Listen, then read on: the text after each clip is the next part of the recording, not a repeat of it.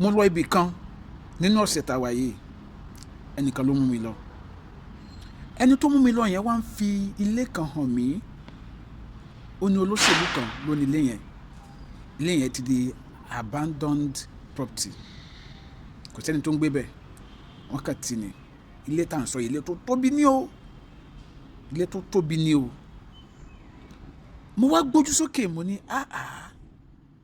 báwo làwọn èèyàn ṣe máa ń ronú bí eléyìí. Nílẹ̀ tó ń fẹ́ sùn yìí, ara àwọn kan tó ṣe pé ìta ni wọ́n máa sùn tí wọ́n ní ibi tí wọ́n fẹ́ sùn. Ṣùgbọ́n ẹnìkan kó owó tó yẹ kó jẹ́ owó ará ìlú, ó lọ fi ra property síbì kan. Kò dẹ̀ sẹ́ni tó ń gbé bẹ̀, ó dẹ̀ tì. Tó bá wá jẹ́ torí ọmọ ló ṣe rò pé òun ṣe ra irú nǹkan yẹn pamọ́. Tọ́lọ̀tọ́mọ yẹn bá ṣáájú ẹ̀ lọ́nkọ́, mi gbàdúrà irú ẹ̀ fẹ́nikẹ́ni o. Ṣùgbọ́n nígbà tí ó bá fi ebi pa ará ìlú, nǹkan tó yẹ kó fi dá nǹkan tó máa jẹ́ benefit ará ìlú sílẹ̀, tó jẹ́ pé nǹkan owó àjọ ni wa, ìwọ kó o lọ fi ra property síbì kan, ó dẹ̀ gbé tì, ó dẹ̀ yan kiri ìlú. Ẹ dẹ̀ ń ṣe bẹ́ẹ̀ ni pé ẹ̀yin nìkan lọ́lọ́run dá lóhùn.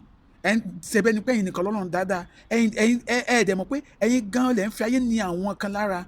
Nítorí pé irú owó yẹn tó bá fi dá ilé iṣẹ́ sílẹ̀ sí constituency ẹ̀ tàbí sí local government ẹ̀ tàbí sí state ẹ̀ mọ iye èèyàn tó máa ní àǹfààní láti ṣe iṣẹ́ ńbẹ̀. Irú owó yẹn ó lè jẹ́ owó tó yẹ kí ó fi tún constituency ẹ̀ ṣe tàbí kó fi tún local government ẹ̀ ṣe tàbí tó yẹ kó fi tún state ẹ̀ ṣe ní owó yẹn o. Bí ọ̀pọ̀lọpọ̀ àwọn olóṣèlú wa, àwọn leaders wa dẹ̀ sì ń ṣe nìyẹn. Gbogbo wọn tàbí kí n sọ pé ọ̀pọ̀lọpọ̀ wọn, wọ́n máa ra property, ilé tí wọ́n tẹ̀ máa ń rà jù, wọ́n á ra ilé sókè òkun. Ilé yẹn ó lè jẹ́ ẹnìkan péré ló ń gbé inú ilé yẹn. Ó lè jẹ́ ẹnìkan péré ló ń gbé odidi inú ilé yẹn. Àwọn kan dẹ̀ wà lórí títí pé wọn níbi tán máa sùn. Ẹ ti gbàgbé nǹkan tí Bíbélì sọ. Oníwàásù ló sọ. Ó ní òun gbogbo làálàá lábẹ́ ọ̀run. Bí ẹ̀yin ò ṣe wo làálàá tí yín, ó ní òun wàá mọ̀ nígbà tó ń bá lọ tán bẹ́yẹ ọlọ́gbọ́n ló máa manage àwọn gbogbo ọ̀rọ̀ tó ń kójọ tàbí òmùgọ̀ ni. Ó ní òun wàá rí pé gbogbo ẹ̀ asán nínú asán ni. Ṣé rí gbogbo nǹkan lóyìnbó fi jù wá lọ nílẹ̀ aláwọ̀ dúdú? Gbogbo nǹkan lóyìnbó fi jù wá lọ. Òyìnbó máa ń ronú ọ̀la mọ́ ìrìn àjò ayé wọn. Òyìnbó ò ní jẹ́ gbórúwà yẹn kó gbé owó tùlùtùlù kó lọ fira lé síbi kan kó ra lé yẹn tán kó wá ti ilé yẹn kó tì kẹ́nìbọ̀dì má gbé bẹ̀.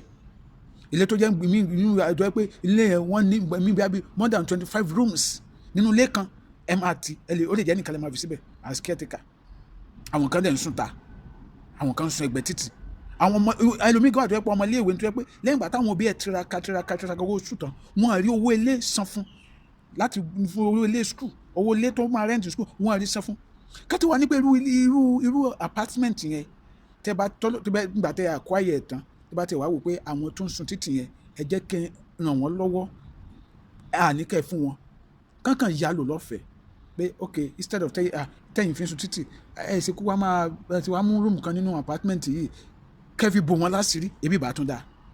Ẹ̀ ní í ṣe yẹn nǹkan tá ẹ fẹ́ ní ká máa sọ pé ilé òkè wọn ilé ibẹ̀ yẹn olóní, ilé ibẹ̀ yẹn olóní, mansion bẹ̀ yẹn olóní, gbàkànbọ̀ yẹn olóní, nǹkan ẹ kàn fẹ́ yẹn. Gbogbo ẹ̀yin olóṣèlú wa ẹ̀ ṣàyè rẹ̀. Ẹ ronú ọ̀la mọ́ ìrìn àjò ayé yín. Ẹ ronú ọ̀la mọ́ ìrìn àjò ayé yín. Nígbà tí ẹni yẹn sọ fún mi, mo tún wò pé àwọn èèyàn dúdú pẹ̀lú ìwà dúdú pàmò sí máa ronú sí ó máa yàtọ̀. Ó máa yàtọ̀. Àrà táwọn olóṣèlú wa tó ń fowó wa dá níta nìyẹn o. Àrà tó ń fowó wa dá níta nìyẹn. Àjọmọdé lórúkọ mi, bá mi share fídíò yìí. Ẹ give comment yín sáwéré. Tẹnu òbí yín ṣàtúnṣìírí yín.